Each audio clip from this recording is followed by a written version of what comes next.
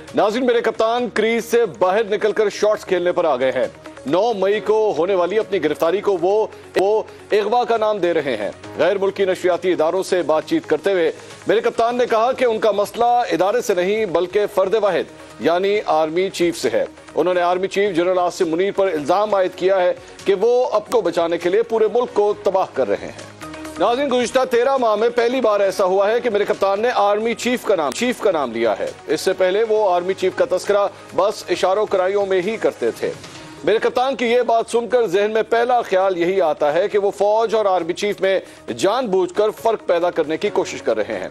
उन्होंने बार बार एक आदमी का लफ्ज इस्तेमाल करके ये तासुर देने की कोशिश की कि गोया पूरी फौज उनके साथ है और सिर्फ जनरल आसिम मुनीर उनके खिलाफ हैं। नाज़रीन, का मौक़िफ़ हमेशा से ये नहीं था बल्कि ये उनका ताज़ा तरीन यू टर्न है। एक वक्त इस तरह का भी गुजरा है जब वो आर्मी चीफ पर तनकीद को गद्दारी करार दिया करते थे। गुजरांवाला जलसे में जब मियां नवाज शरीफ ने उस वक्त के army chief general retired Bajwa पर तनकीद की। नाज़रीन, इस इंटरव्यू में मेरे कप्तान ने मियां नवाज शरीफ पर इल्जाम आयद किया था कि वो फौज को आर्मी चीफ के खिलाफ उकसाने की कोशिश कर रहे हैं। अब मेरे कप्तान खुद यही बात कर रहे हैं। उन्हें दिफाई इदारों से नहीं सिर्फ आर्मी चीफ से शिकायत हैं। नाज़रीन, मेरे कप्तान के इस ताज़ा बयान बल्कि ताज़ा तरीन यू टर्न पर मेरे चंद सवाल हैं। सवाल नंबर 1, अगर नवाज शरीफ अपने खिलाफ इक़दामात का जिम्मेदार उस वक्त के आर्मी चीफ जनरल बाजवा को करार दें तो ये गद्दारी है। अब मेरे कप्तान मौजूदा आर्मी चीफ पर यही इल्जाम लगा रहे हैं। ऐ मेरे कप्तान, नवाज शरीफ ये काम करे तो गद्दारी, आप करें तो उसे क्या कहना चाहिए? सवाल नंबर 2, ऐ मेरे कप्तान, अगर जनरल रिटायर्ड बाजवा पर तनकीद नाजायज थी तो जनरल आसिम मुनीर पर तनकीद जायज कहलाएगी या आपको अमरीकी साजिश की तरह एहसास हो गया है कि पहले आप गलत थे? सवाल नंबर 3, मेरे कप्तान ने आर्मी चीफ पर तनकीद को फौज में दरार डालने की कोशिश कहा था। ऐ मेरे कप्तान, जो कुछ आप कर रहे हैं इसे भी दरार डालना ही कहेंगे या इसको कोई और नाम दिया जाएगा? सवाल नंबर 4, मेरे कप्तान, खिलाड़ियों ने जिस तरह तंसीबात पर हमले किए और जिस तरह मेरे कप्तान ने फौजी क़यादत को निशाने पर लिया है, इस पर भारतीय मीडिया में खुशी के शादियाने बजाए जा रहे हैं।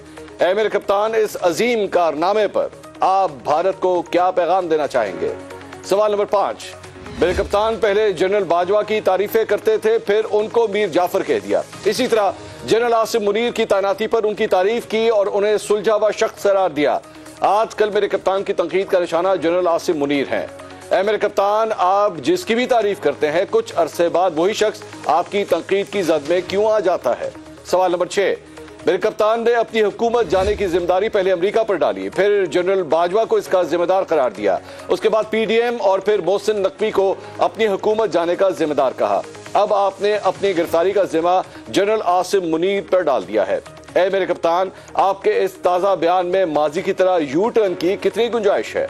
सवाल नंबर 7, मेरे कप्तान, आपने आर्मी चीफ के बारे में जो कुछ कहा है, क्या आपकी जमात के सदर चौधरी परवेज इलाही आपके इस बयान की तायीद करेंगे? इन तमाम सवालों के जवाब ढूंढने की कोशिश। हमारे साथ आज पैनल में मौजूद है सीनियर तज्ज़ियाकार मोहसिन बेग साहब, हमें ज्वाइन कर रहे हैं मुस्लिम लीग नून के सीनियर रहनुमा आबिद शेर अली साहब और पाकिस्तान तहरीक इंसाफ के वकील बैरिस्टर गौहर खान भी आज प्रोग्राम में हमारे साथ मौजूद हैं। मोहसिन बेग साहब, मैं सबसे पहले आपसे आगाज करना चाहूंगा। इमरान खान ने डायरेक्टली नाम लेकर मौजूदा आर्मी चीफ के ऊपर चंद इल्जाम आयद किए हैं और उन्होंने कहा ये जो कुछ भी हो रहा है, ये जो भी मामला खराब हैं, ये मौजूदा आर्मी चीफ की वजह से है। अब क्या ये कहा जा सकता है कि ये जो भी मसाइल चल रहे थे इतने पिछले चंद महीनों से, ये अब एक नए फेज में, एक नए चैप्टर की तरफ अब आ चुके हैं? बहुत शुक्रिया मंसूर साहब, थोड़ा सा टाइम दीजिएगा, मैं आपको एक्सप्लेन करना चाहूंगा।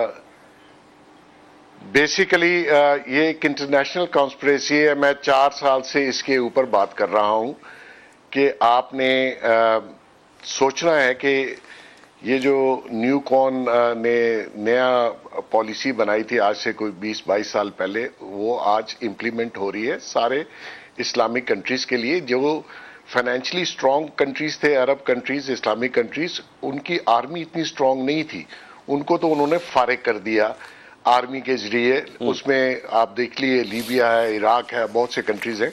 अब 3-4 कंट्री रह गए हैं जिनकी आर्मी स्ट्रांग थी, उन्होंने उनको फाइनेंशियली डाउन कर दिया और अब उनकी आर्मी की बारी है। और मैं पहले दिन से कह रहा हूं कि ये जो इमरान खान साहब के जो हैंडलर्स हैं, उनका एजेंडा भी यही है पाकिस्तान को वैसे फतह नहीं किया जा सकता until you dismantle Pakistan army, और ये उसके ऊपर काम कर रहे हैं और बार बार कर रहे हैं। अब इन्होंने जो नया ताजा बयान दिया, आप इनसे पूछिए कि उन्होंने कौन सा ऐसा काम किया कि आप अब उसके खिलाफ हो गए। और मंसूर साहब, बड़ी ही सोचने की बात है कि जिस तरीके से 9 तारीख को इन्होंने आर्मी हाउसेस या आर्मी की तंसीबात या आर्मी के पर्सनल्स जो फौजी हजरात थे या उनकी जो जहां पे हमारी छौनियां थी, GHQ था, हमला किया, उसकी कोई रीजन समझ में नहीं आती, क्योंकि वो इंटरनेशनल उस प्लान का हिस्सा तो है, लेकिन इन्होंने एक पॉलिटिकल पार्टी ने जिस तरीके से आर्मी को टेकअप किया है, इसकी मिसाल सिर्फ एक ही मिलती है, वो मुक्ति बानी थी बांग्लादेश में। ये इसने पॉलिटिकल पार्टी को उस तरीके का रंग दे दिया और उसी तरीके से आर्मी को हिट किया। और मैं आपको एक और बात भी बता दूं इस शो में कि आने वाले दिनों में आप देखिएगा ये क्या इल्जामात लगाते हैं फौज के ऊपर या उनके ऑफिसर्स के ऊपर या उनके सिपाहियों के ऊपर। देखिए बांग्लादेश में भी यही इल्जाम लगे कि जी अगवा कर लिया, रेप कर दिया, वो 50 साल बाद साबित हुआ कि वो गलत था और वो इल्जामात थे आर्मी के खिलाफ सिर्फ उनको अंडरमाइन करने के लिए। और आज भी वही काम ये शख्स कर रहा है जिसके यू टर्न की लंबी फहरिस्त है और जो सुबह का बयान शाम को बदल देता है सिर्फ अपनी जात के लिए। वो इक़्तिदार में आना चाहता है, वो इस मुल्क को किसी भी कीमत पे वो इस आर्मी को डिसमेंटल करना चाहता है और अवाम समझ नहीं रही, लेकिन थोड़े अरसे में आपको भी समझ आनी शुरू होगी। और ये इसके पूरे प्लान, ये पूरा एक प्लान है, ये आज से नहीं हुआ। ये अगर रहता, अगर इतने इसको आर्मी के ऊपर वो प्रॉब्लम्स थी तो आर्मी तो इसको लाई थी इक़्तिदार में, और ये आर्मी के बलबोते पे 3.25 साल गवर्नमेंट करता रहा। ये वो जनरल फैज का तो ये नाम ही नहीं लेता जिसने इसकी गवर्नमेंट चलाई, बनाई, बिल पास कराए, इसके लोगों को कंटेनरों में बंद किया, इसके लिए हर काम किया, उसका जिक्र नहीं करता। मैं तो हैरान हूं उस पब्लिक पे और किस तरीके से इसने उन लोगों को तैयार किया। और ये पहले दिन से इनका प्लान है। फाइनेंशियली तो आपने इजाजत दीजिएगा कर दिया और लोग कहते हैं जी पीडीएम। बैरिस्टर गौहर खान पाकिस्तान तहरीक इंसाफ के वकील हमारे साथ मौजूद है। बैरिस्टर साहब, आपने एक्चुअली इस पूरे केस की पैरवी भी की है और इमरान खान साहब अब अपनी गिरफ्तारी को अगवा का नाम देते हैं और डायरेक्टली मौजूदा आर्मी चीफ के ऊपर इस किस्म का इल्जाम लगाते हैं। यू बीइंग द लॉयर, आप भी क्या इन इल्जामात के साथ खड़े हैं? इमरान खान साहब जिस किस्म के इल्जामात लगा रहे हैं।